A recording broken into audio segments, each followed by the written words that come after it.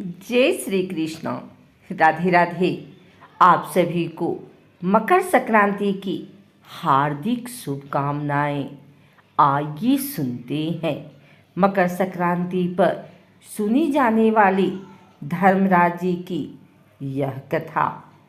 मकर संक्रांति हिंदू धर्म में शायद ही कोई ऐसा त्यौहार हो जिससे जुड़ी कोई पौराणिक कथा या कहानी ना हो। बात मकर संक्रांति पर्व की करें तो इससे जुड़ी भी कई कहानियाँ प्रचलित हैं। बता दें, इस साल मकर संक्रांति पर्व 14 जनवरी को मनाया जा रहा है। धार्मिक मान्यता के अनुसार मकर संक्रांति के दिन ही गंगा मैया भागीरथ के पीछे पीछे चलकर कपिल मुनि के आश्रम से होती हुई सागर में जा मिली थी। कहते ये भी हैं कि इसी दिन भगवान विष्णु ने असुरों का अंत किया था। साथ ही इस पर्व की एक कहानी धर्मराज से भी जुड़ी है, जिससे इस पर्व में जरूर सुनना या पढ़ना चाहिए। आइए सुनते हैं मकर संक्रांति पर धर्मराज की यह कहानी। एक समय जब पृथ्वी लोक पर बब्रुवाहन नामक एक राजा हुआ करता था, उसके राज्य में किसी चीज की कमी नहीं थी।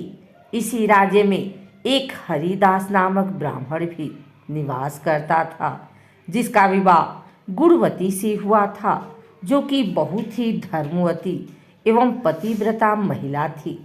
गुणवती ने अपना पूरा जीवन सभी देवी देवताओं की उपासना में लगा दिया और वह सभी प्रकार के व्रत करती थी और दान धर्म भी किया करती थी।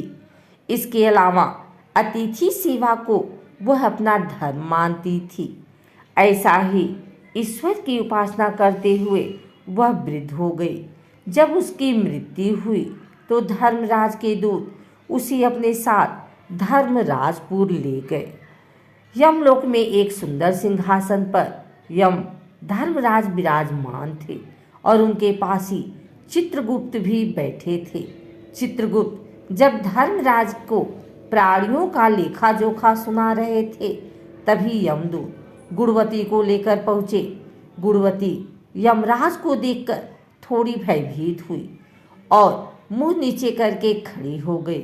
फिर चित्रगुप्त ने गुणवती का ब्यौरा निकाला और उसके बारे में धर्मराज को बताया।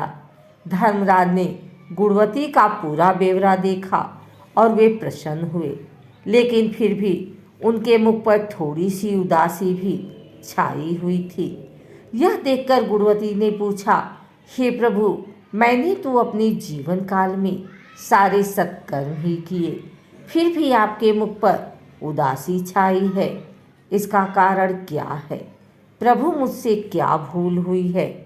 धर्मराज ने कहा, हे देवी, तुमने सभी देवी देवताओं के व्रत किए हैं, उपासना की है, लेकिन कभी भी तुमने मेरे नाम से कुछ पूजा या पाठ या दान नहीं किया।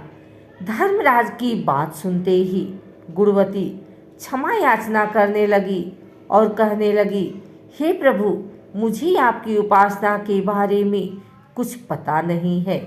कृपा करके मुझे ऐसा उपाय बताइए प्रभु, जिससे सभी मनुष्य आपकी कृपा के पात्र बन सके। मैं आपके मुख से आपकी भक्ति का मार्ग सुनना चाहती हूँ और मेरी कामना है कि मृत्यु लोक पर वापस आकर मैं आपकी भक्ति करूँ और सभी लोग को इस बारे में बताऊं। धर्मराज ने बताया, जिस दिन सूर्यदेव उत्तरायण में प्रवेश करते हैं, यानी मकर संक्रांति के दिन मेरी पूजा शुरू करनी चाहिए और उस दिन से लेकर पूरी 1 साल तक मेरी पूजा करते हुए एक कथा सुननी चाहिए।